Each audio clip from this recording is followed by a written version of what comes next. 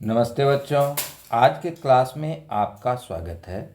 आज हम लोग बिहार बोर्ड क्लास 8 सामाजिक आर्थिक एवं राजनीतिक जीवन विषय के पाठ 3 संसदीय सरकार लोग व उनके प्रतिनिधि पाठ के अभ्यास प्रश्न को देखेंगे।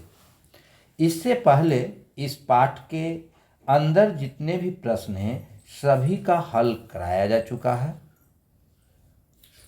आज इस पाठ के अभ्यास के जो प्रश्न है उसका हल हम लोग करेंगे।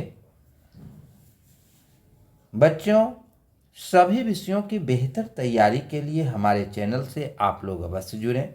साथ ही चैनल को सब्सक्राइब करें, लाइक करें एवं कमेंट करें। अभ्यास के प्रश्न अंतर्गत पहला क्वेश्चन है, हमारे यहाँ 18 वर्ष से अधिक उम्र के सभी लोगों को वोट देने का अधिकार है। आपकी समझ से क्या यह ठीक है? इस क्वेश्चन का तात्पर्य यह है कि 18 वर्ष से जो भी अधिक हैं वे लोग वोट अपना देते हैं, मताधिकार का प्रयोग करते हैं और सरकार के गठन में अपनी महत्वपूर्ण भूमिका का निर्वहन करते हैं। क्या यह ठीक है? तो इसका आंसर होगा हाँ, यह सही है, क्योंकि 18 वर्ष के युवा में सही एवं गलत की समझ आ जाती है, उनमें परिपक्वता आ जाती है तथा वे मत का प्रयोग करके अच्छे सरकार के गठन में अपना योगदान दे सकते हैं। दूसरा क्वेश्चन है, लोकसभा जन भावनाओं और जनता की अपेक्षाओं की अभिव्यक्ति का मंच है। क्या आप इस वाक्य से सहमत हैं? कारण सहित समझाइए। तो हाँ, मैं इन वाक्य से पूर्णतः सहमत हूँ। लोकसभा में जनता द्वारा चुने हुए प्रतिनिधि जाते हैं, वहाँ जनता की समस्याओं को उठाते हैं तथा उन समस्याओं का समाधान का प्रयास करते हैं। जनता अपने जनप्रतिनिधियों से अपनी हर समस्या का समाधान हकपूर्वक चाहते हैं। अतः लोकसभा जन भावनाओं और जनता की अपेक्षाओं की अभिव्यक्ति का मंच है। तीसरा क्वेश्चन है, लोकतांत्रिक शासन में आम लोगों की भागीदारी किस प्रकार से होती है? एक उदाहरण देकर समझाइए।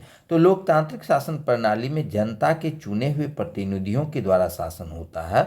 आम लोग अपने प्रतिनिधियों को चुनकर लोकसभा, विधानसभा एवं पंचायती राज संस्थाओं में भेजते हैं। यही प्रतिनिधि जनता के हित में शासन का कार्य करते हैं।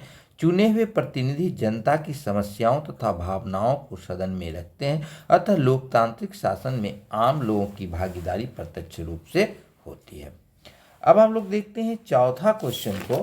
चौथा क्वेश्चन है, केंद्र में सरकार बनाने के लिए किसी दल की गठबंधन के पास होने वाला आवश्यक बहुमत का अर्थ क्या है? एक उदाहरण देकर समझाइए।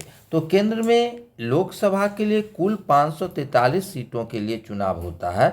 किसी भी दल अथवा दलों के गठबंधन को सरकार बनाने के लिए 272 सीटें प्राप्त करना आवश्यक है। अर्थात बहुमत के लिए जो है किसी भी दल या गठबंधन को 272 सीटें या उससे ज़्यादा प्राप्त करना आवश्यक होता है। अगला क्वेश्चन है, संसद मंत्रिपरिषद पर किन किन तरीकों से नियंत्रण करती है? इनमें से आपको कौन सा तरीका सबसे असरदार लगता है? तो संसद कई प्रकार से मंत्रिपरिषद पर नियंत्रण रखती है, जो निम्नलिखित है। पहला है प्रश्नकाल के दौरान प्रश्न पूछकर, दूसरा है सरकार की नीतियों और कार्यक्रमों की आलोचना कर, और तीसरा है सरकार के खिलाफ अविश्वास प्रस्ताव पेश करना।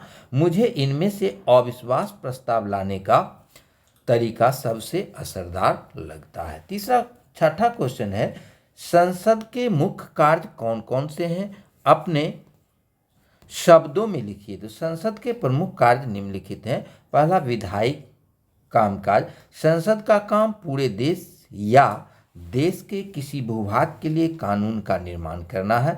दूसरा, वित्तीय कार्य। सरकार के विभिन्न कार्यों को पूरा करने के लिए धन की आवश्यकता होती है।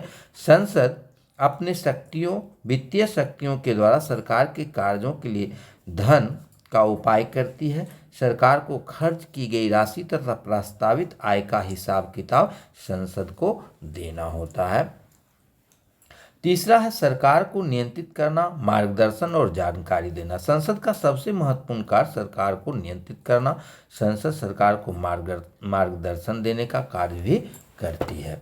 संसद में जनता के द्वारा चुने गए प्रतिनिधि लोगों की ओर से कार्य करते हैं, इसलिए मंत्रिपरिषद संसद के प्रति उत्तरदायी होता है। अब अगला क्वेश्चन है, नीचे दिए गए तालिका को अध्याय में दी गई जानकारी के आधार पर भरिए।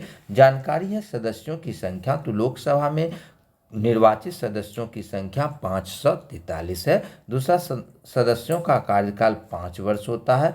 सदन का कार्यकाल भी 5 वर्ष है, यानी कि लोकसभा का कार्यकाल 5 वर्ष होता है। चुनाव का तरीका मतदान होता है। सभापति या अध्यक्ष का चुनाव का तरीका, लोकसभा के सदस्य अपने में से एक अध्यक्ष व उपाध्यक्ष का चुनाव करते हैं। तो ये इस पाठ का महत्वपूर्ण प्रश्न था। अगले दिन हम लोग अगले पाठ को देखेंगे। आप लोगों से अनुरोध है कि चैनल को ज़रूर सब्सक्राइब करें और वीडियो को ज़्यादा से ज़्यादा लाइक करें, कमेंट करें एवं इसका प्रचार प्रसार करें। धन्यवाद।